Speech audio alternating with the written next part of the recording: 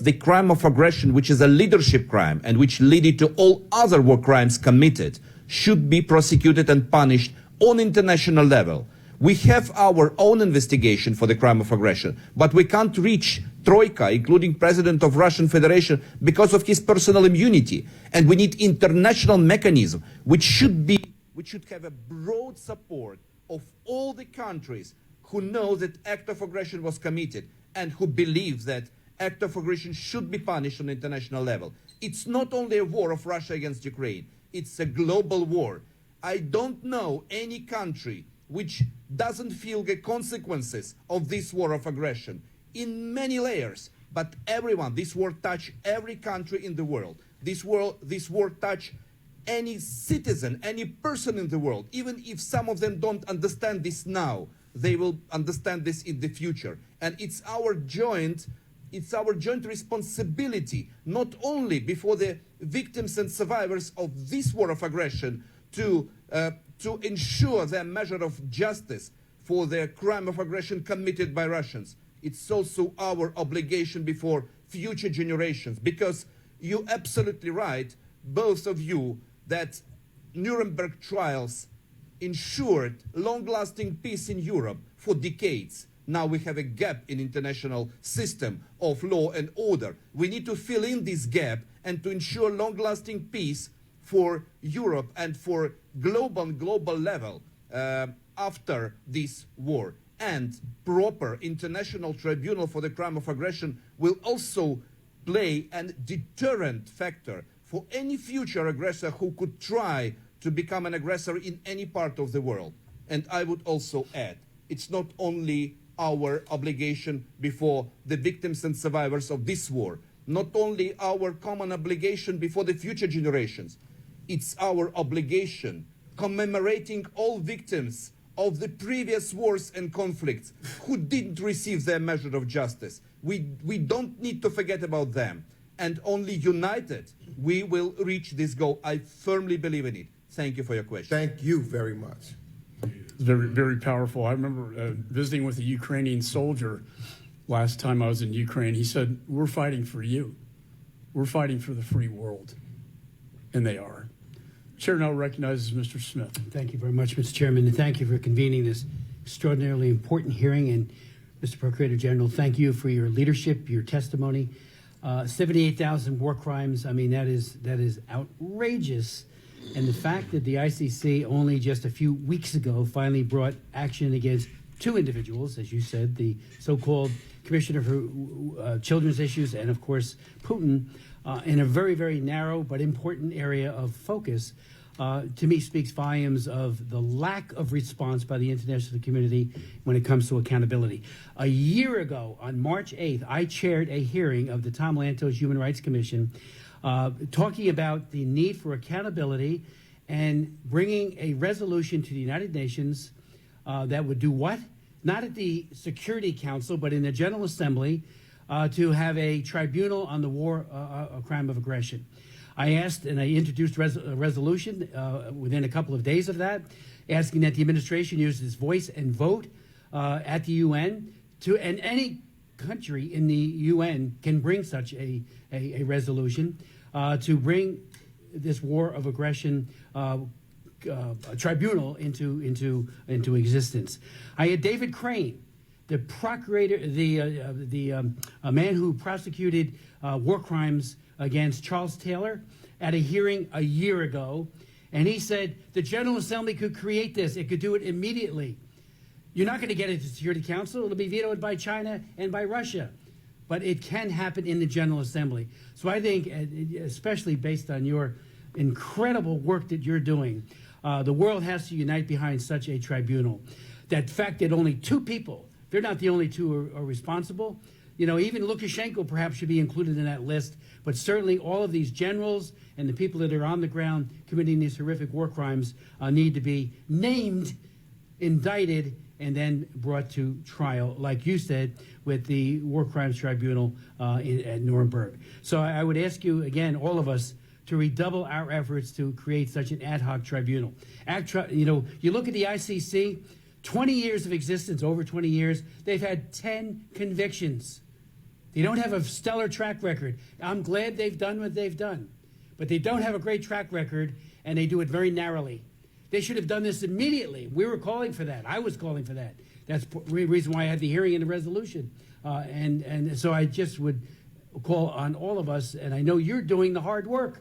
You know, it shouldn't be the country that's being so horribly and cruelly mistreated fall to you to be the accountability mechanism, and yet you're doing it. So following your inspiration, we need an ad hoc tribunal, and we need it now. And I hope that the administration, ours, or any other country that's concerned, would table a resolution at the General Assembly to establish such a tribunal. Your thoughts? Thank you so much. Thank you for your absolute commitment to ensure full accountability for the aggressor, including for the crime of aggression. And thank you for your understanding that it should be done internationally with wide range of countries supporting this tribunal.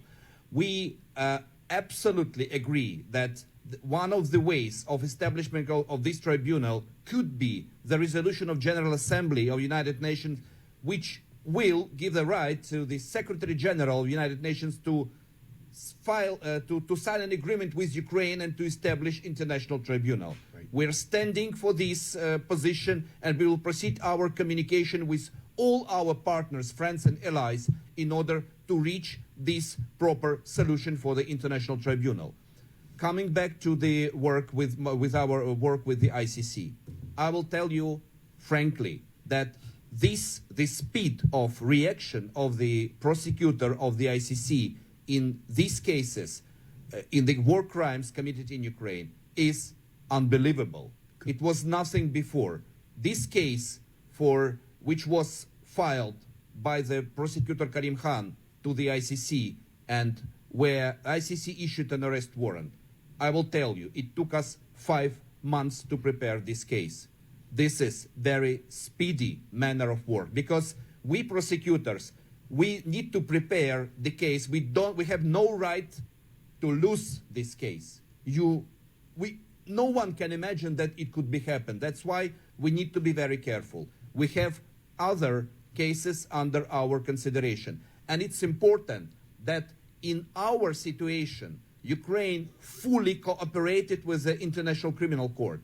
In some cases before, in the history of the ICC, they tried to overcome the resistance of national authorities. And even the ICC was created for the cases where national government is unwilling or unable to prosecute war crimes committed in their countries. We are willing and we are able. And we are grateful for the ICC that first case they filed before the international, we are grateful for the prosecutor Khan, that first case they filed before the ICC is fully complementary in its nature, because we can't prosecute Putin because of his immunity. And this first case includes Putin and Lvova Belova, and other cases will follow, be sure. Thank you. I appreciate it. Thank you. Thank you very much, Congressman Chris Smith of New Jersey. We now proceed to Congressman Bill Keating of Massachusetts.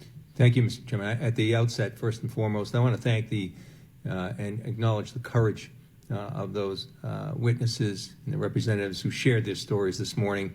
They're commonplace. Last year, I was at the border of Ukraine and met with people on the ground that are assisting these victims. And I'd like to acknowledge the work that they are doing, risking their lives to help these victims as citizens of Ukraine, as nonprofits, citizens of Ukraine working together. You know, as a former district attorney, I've listened to stories of so many victims of the most heinous crimes. And I know the scars and the trauma that they leave behind. And I also know the importance of obtaining justice for those going forth on these unthinkable crimes. And also the importance of swift action while this is taking place. And I commend you for a terrific job that you're doing in this regard, a hard job of doing this so quickly with urgency, because that'll serve as a deterrence while this war continues for other people committing these acts of atrocity. For our witnesses earlier this morning, for the thousands of individuals living in Ukraine who've been victims of these atrocities, we must hold the Russian war criminals. That's what they are. We must hold them accountable. Prosecutor Costin, thank you for being here again today. In September of last year, as chair of the subcommittee, you were a witness again. I had the privilege of hearing you testify and to help us better understand the atrocities that are occurring, the human rights abuses that have been committed by Russia. We've met several times, including yesterday, talking about what we can do going forward. And I thank you for this special relationship, and I will continue to work with you on this. One of the issues that we worked on together is what's been spoken about this morning, the crime of aggression. Based on these discussions that we've had, I introduced House Res 81, calling on the President to support the creation of a special tribunal for the punishment of crimes of aggression against Ukraine. Today, as you've heard in previous hearings, you again demonstrate a clear foundation of evidence that you've established showing the atrocity of these crimes and for the crime of aggression. And I strongly urge this committee to take up this piece of legislation quickly because it's of its urgent nature. In addition, we've also discussed in detail the situation of child abductions in Ukraine and the atrocities that surround them just disappearing, taking them away from their families.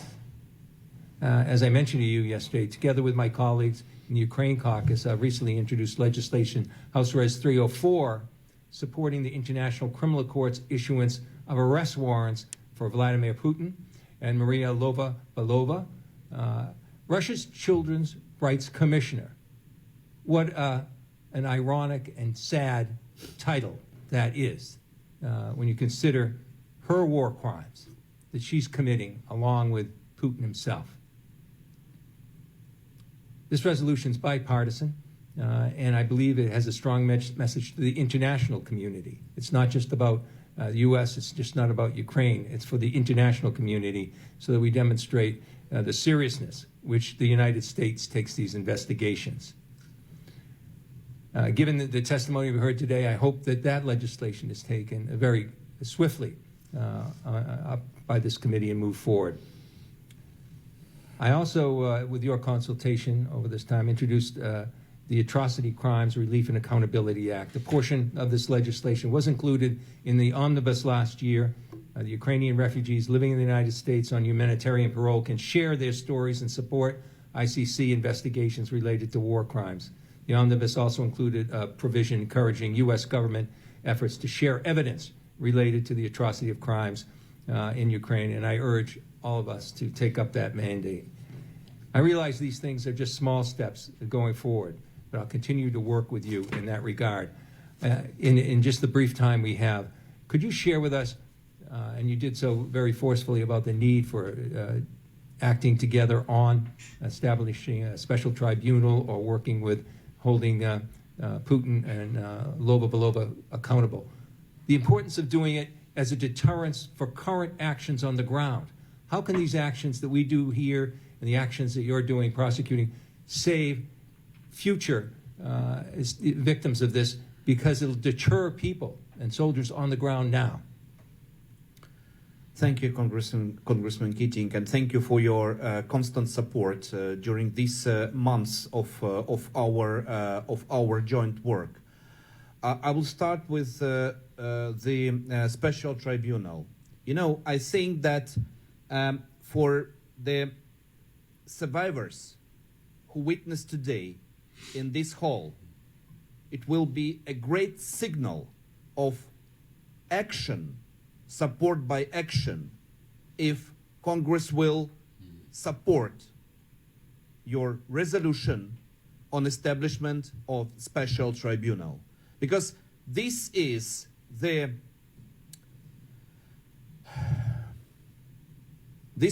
need of Ukrainian nation. They all understand, we all understand, that if act of aggression would not have been committed, it saved the lives of hundreds of thousands of people who were killed in course of this war of aggression. Let's not forget about our servicemen. They their lives are not protected by the international humanitarian law because they fight protecting their country. But who is responsible for the deaths of our servicemen? Those who started aggression. Let's not forget about our servicemen, about their families, their mothers, wives, children, their husbands. We have a lot of servicemen, women who also were killed. And the only measure of justice for them is to hold aggressor accountable for the crime of aggression. And establishment of this tribunal, it's not only to ensure measure of justice for them, but also it will be a strongest signal to Putin and also to his surrounding, people who support him but who maybe don't want to die with him. It could help to obtain changes within Russia, because everyone in Russia, including, should understand that Putin will be forever war criminal, not only for war crimes, not only potentially for the crimes against humanity and for genocide, but also for the crime of aggression. And this should deter any future aggressor in any other part of the world to start aggression. Only if they will see that all countries are united and ready to punish aggressor for the act of aggression. Thank you. And thank you very, thank you very much, Congressman Keating. I now recognize myself, and I'm so grateful for the leadership of Chairman Mike McCaul and Ranking Member Greg Meeks. You can see this is bipartisan support by our leadership to expose to the American people, to the Russian people, the murderous atrocities of war criminal Putin. Additionally, indeed, it's unprecedented, really, how bipartisan this is with Congressman Keating and myself and the others who are here today in support of the people of Ukraine for victory. To the survivors of war criminal Putin's mass murder and Prosecutor General Kostin, thank you for being here today.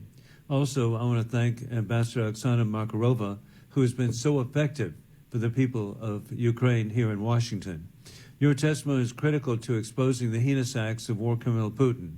As chairman of the Helsinki Commission, I was grateful to lead House Resolution 154, recognizing Putin atrocities in Ukraine as genocide, with Ranking Member Steve Cohen. The litany of war crimes, including the forced kidnapping, raping, murdering of Ukrainian children, dictates that we call these actions what they are, genocide. This war, General, is being recorded as no other war has been before. Through videos, cell phones, drones, open source intelligence, satellites, and other digital sources, photographs and reporting are being disseminated through social media, including Telegram.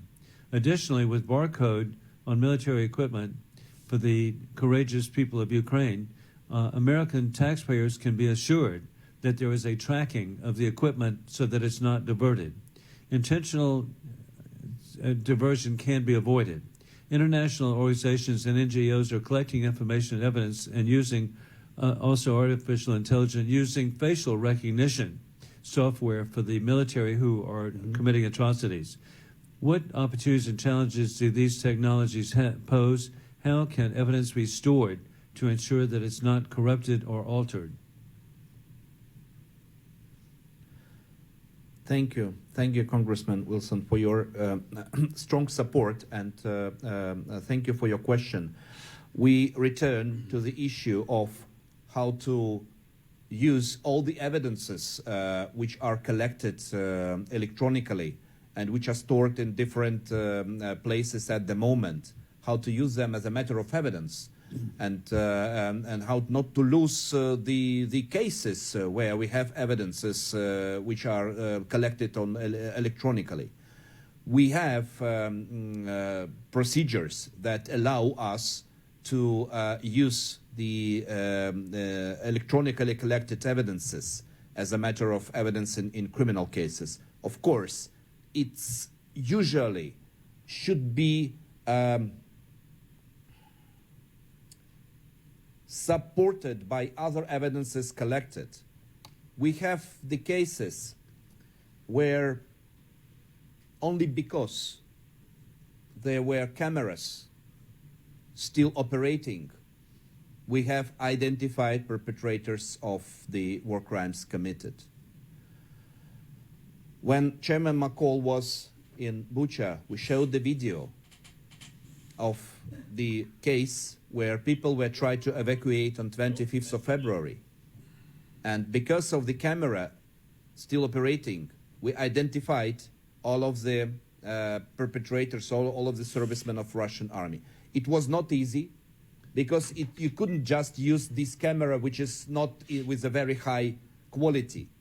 But when we tried to use other elements of open source intelligence information, when we looked through their internet. In general, I want to point out too, with the facial recognition, you can identify the soldiers, and then you'll be able to identify the chain of command. Yes. The chain of command, and the Russian military needs to know that they will be prosecuted. A final question for me. Putin's shameful disinformation claims that reports of crimes are faked. The mass murder and rape of Ukrainian women and children by Putin troops is well documented, as you've said. What more can be done for the international community to counter Putin's disgusting narrative? Do you think that the Russian public will ever believe that the crimes were really created and carried out by Russian forces? And on my many visits to Russia, I was so impressed by the people I met there. They're so talented, and I just had such high hopes of the people of Russia. Sadly, though, this week I joined with the Washington Post supporting the Russian patriot Vladimir Kara-Murza for fighting for a free Russia. How can we communicate with the people of the world, but particularly